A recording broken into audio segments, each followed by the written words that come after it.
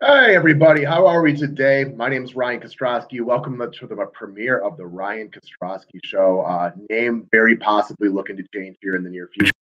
Come up with anything more creative, and I really wanted to get things rolling. So we'll stick with it for right now, but don't be surprised if that one changes. So I suppose anyone clicking on this video for the first time is probably wondering who I am and why you would listen to me. And I think that's a very fair question. So I've actually been a YouTube host for many years now. My other show solely focuses on DFS or daily fantasy sports, DraftKings and FanDuel. Really, really big into sports. The problem is that content really only applies to like less than 1% of the population. So it doesn't give me an opportunity to talk about some of the other things that I really want to talk about. I got a lot of things I want to discuss. My current audience mostly cares about fantasy sports is their main thing that they come to. So I didn't really want to mess with what I was going on over there. So I wanted to start a separate channel where we can discuss some other things. Long story short, figured I would throw this into the rotation. Hopefully, with the help from some of you guys, things will work out and we'll continue to roll and gather an audience over here. If not, at least we'll have some fun trying it. Anyways, what is the goal of the show? Now, I watch a ton of podcasts, probably like a lot of you out there, ranging from things like the Joe Rogan Experience to all sorts of political shows. I just specifically, or for me, I like to learn random stuff that can help me grow, things that entertain me. I kind of wish I had this quench for knowledge and just self-improvement when I was younger and I was in school. But like a lot of young men, I had a lot of trouble paying attention, wasn't really interested in learning too much when I was young. And I went off to college and I was way more interested in having fun. Now that I'm older and I'm an adult, I find myself reading all the time, reading articles, watching podcasts, and just trying to bring in as much information and knowledge I can to order to just kind of improve myself and just learn more things on a daily basis. So these are the goals. These are the things I want to get across with this channel. First and foremost, I want to have some fun, guys. Let's have some fun. I like to laugh. I like to enjoy myself. We get one chance to live. Life is short. Personally, I think it is way too short to spend it angry and jealous or simply just trying to tear one another down. So this channel, this show is all about positive mental attitude, having fun, getting better. So that brings me right into the goal number 2 of the show. And I kind of just said it. Let's get better and let's be better. Every day, I try to make it a personal goal of mine to do at least one thing every day that I can think about that betters me, whether it's something I read that will make me more knowledgeable on a certain subject, whether it was being a better husband or father for at some point of the day than maybe I had been the day before, or if it's something simple like the other day I was checking out at the grocery store ahead of me, a young lady ahead of me, I believe she was like 89 cents short and she only had cash on her to pay for what she wanted. I took $1 out of my wallet and gave it to her. I'll never notice that dollar, just like, I don't know, pretty much everybody watching this. You don't really ever notice a dollar. But what did that dollar do? It made her feel like there was kindness from a stranger. And on the selfish side of it, for me, I felt really good. It gave me that nice, good feeling that you can get out of doing something kind for a stranger. Probably the best dollar I'll spend because I think we know that a dollar doesn't really go anywhere, but I got a good feeling out of it. So just little things like that. The goal is to be a little bit better each day for whatever reason you can find, but just constantly trying to improve yourself. Okay, next thing up. I want to give the 30,000 foot view on a lot of subjects. I kind of touched on it already. I really enjoy talking, reading, and watching a lot about a lot of new things and just learning about a lot of different subjects. So I don't find myself to be an expert on a wide variety of things, but I feel like I have a pretty good, what's the best word on it? I guess the best way to describe it is that 30,000 foot view of a lot of subjects. So what I'd like to do is kind of give you Cliff's Notes or abbreviated versions, kind of summaries of some of the things I like to read about and talk about, and then maybe link some articles and podcasts that you can watch on the subject if you find it interesting. Every day, I feel like we're out there, I'm watching podcasts or reading new articles, and I find new things that kind of interest me, things that will entertain me, things that I think I can learn from. So we're going to cover a wide variety of subjects in here, and it's going to range from things like, politics. I've become really big into politics. I did sales for a long time, so different types of sales strategies and things how we can better one another. To things that are fun, like a list of your favorite movies, different shows you can watch on Netflix. I'm really big into like Bigfoot and cryptozoology, other things that are just kind of interesting, mysteries and stuff like that. And lastly, and what I think could really kind of turn this into like a group atmosphere or kind of like a community where we can all help one another improve, I would like to bring viewers and other people onto the show. Google Hangout makes it really easy. I can just send you a link. We can hop on here together. And if you feel like you have something, whether it's a personal experience, whether it's something you do for your profession, that you can offer to the audience that can give them some value, that can give them something that can help them improve their lives, I would like to invite people on here on a regular basis, just kind of talk, discuss things that could be beneficial for one another. And I just kind of was thinking along the example of like my best friend and my brother-in-law are both financial advisors. How easy would it be for them to come on here for 5 to 10 minutes, go over a couple of key things they think will help people with their retirement planning or anything that might have to do with their personal finances, talk for about 5 to 10 minutes, give some free quality advice. And then real simple, I'll just put their contact information down there below in the description section. You can reach out to them if you think they're beneficial, but worst case scenario, we all learn some good information.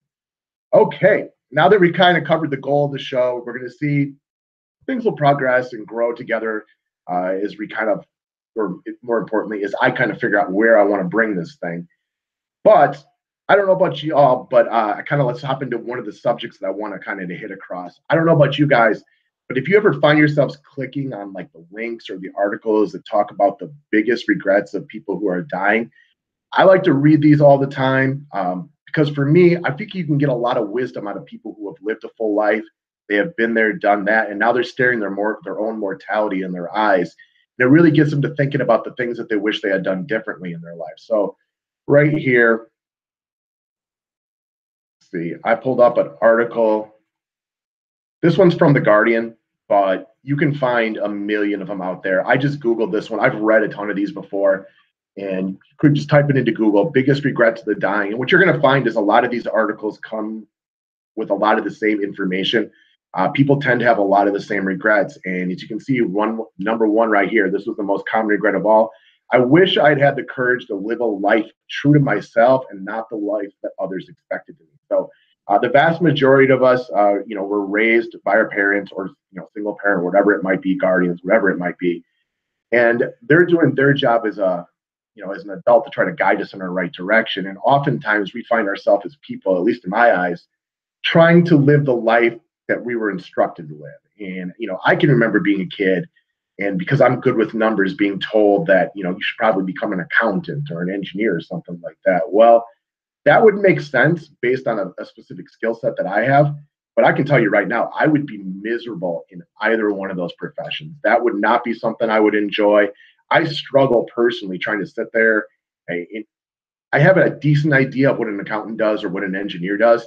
And I don't think I would be good at either one of those. So just because I'm good at math doesn't mean that there would be a natural fit for me in a position like this. But a lot of people find themselves trying to live the life that they think their parents want, that they think society wants. Be true to yourself. I cannot describe how important I personally feel like that is. I've been doing the YouTube host and talking fantasy sports now for a couple of years, and I've been doing that full time for almost 2 years now. And I can tell you that I'm a million times happier. The one thing that sucks, and just to be frank, I don't have a steady paycheck. I have to go out there, and there's going to be some good days and there's going to be some bad days that go along with it. But even working an extra 20, 30, 40 hours a week more than I used to, I personally am significantly happier. I'd like to give this example. There was a young lady I was friends with in college, and if I can just check on her social media profile, I can remember years ago, she owned her own law firm, and all of her social media posts were generally, I wouldn't call them angry, but obviously really, really stressed out. And I guess most people think if you own your own law firm that you probably, quote unquote, made it. But you can just tell she was not happy. A few years ago, she decided to sell her law firm and she became a yoga instructor. I don't remember the last time I've seen a negative Facebook post from her or anything on social media that was negative. It's all extremely positive. It's all happy stuff. It's generally pictures of her with her kids or out running or doing things like that. And while she probably doesn't have the income that she used to have, you can tell that as a person right now, she is 10 times happier than she used to be. So just some food for thought. I think it's something, like you said, it's at the top of all the list of what people regret when they can see their own mortality at the end. And it's something that they all seem to kind of probably cue on, I guess is the best way to look at it. So do what you want to do out of life. As long as you're not hurting somebody else, do what makes you happy and kind of roll with it that way. And it kind of piggybacks onto number two, which is wish I hadn't worked so hard. Now, I don't want to advocate for not working hard because I do believe that that's not necessarily a bad thing, but don't make work your entire life, I guess is the best way to look at it. We have family, we have friends. Kids want to see their parents. And for a lot of you listening to this who have young kids, it is important, obviously, to be able to take care of them, keep a roof on the house or keep the lights on and things like that. But they also really want your time and the wisdom that you can impart on them. So I think as we all approach our own, the end of our lives, however that might be, if you can see it coming, that's a regret that's very, very common for people. They're not going to remember their long days at the office. They're going to remember the vacations they took, the experiences they had with friends and family, the time they spent with their children or their parents. So while it is important to work hard, don't work too hard. Don't overstress yourself. Make sure you're enjoying your life. And then the other one that I wanted to bring up, I think these all have important points to them, but number 4 is I wish I had stayed in touch with my friends. This is natural. I can remember being about 19, 20 years old, and my parents were up visiting me at school, and maybe a little bit older than that, but we're going out for dinner or whatnot, and having a conversation with them, and them explaining to me that, yeah, you have all these great friends now, but I forget where the conversation was going, but them telling me that this will change. People will grow apart, people will get married, have kids, and things like that. I wasn't buying it. Lo and behold, here I am 15, 20 years later, and they couldn't have been more right. I got a lot of really good, personally good friends from, back when I lived up in Minneapolis, back in my college days, that I just don't see or talk to anymore. And I take the blame for a lot of this. I'm not good at making phone calls. I'm not good at communicating. Minneapolis is only about a 4-hour drive from where I live right now, but yet I only find myself up there about once a year. So trying to stay in touch and stay connected with the people that you truly enjoy being around, I think to me is a really, really powerful thing. A couple of years ago, I had a couple of close friends pass away, and having to go up there to see my, good friends, people I was really close with for about 10 years, and realizing that just my own getting caught up in my own life, it caused me not to be in contact with these people for a long time. It's kind of saddening, and it kind of hits home to you that these are people that at one point in your life were really important to you. So try and stay in touch. It's work, guys. I'm not going to lie. It is hard work. We get busy. We get into our own lives, and you're really, really good friends. You can go a year or two. You don't even talk to them, and it'll just be just like picking up where you left off. But let's all make that extra effort when we can to stay in better contact with some of these people that we really, truly care about being around. So that's kind of that, guys. I want these shows to be quick, 5 to 20 minutes, nothing longer like that, nothing longer than that, things that people can kind of get a little bit of wisdom out. And most importantly, I'm going to want to have some of you guys included on here. If you have anything that you feel like you can share that can help one another, share it in the comment section. Reach out to me. Maybe I'll have you on here one of these days. We can talk about some stuff together. So thank you very much for watching, guys. Obviously, if you are new to this station, which everybody watching this for the first time is going to be, feel free to subscribe and like this video. More content soon to come. Thank you very much and have a great day.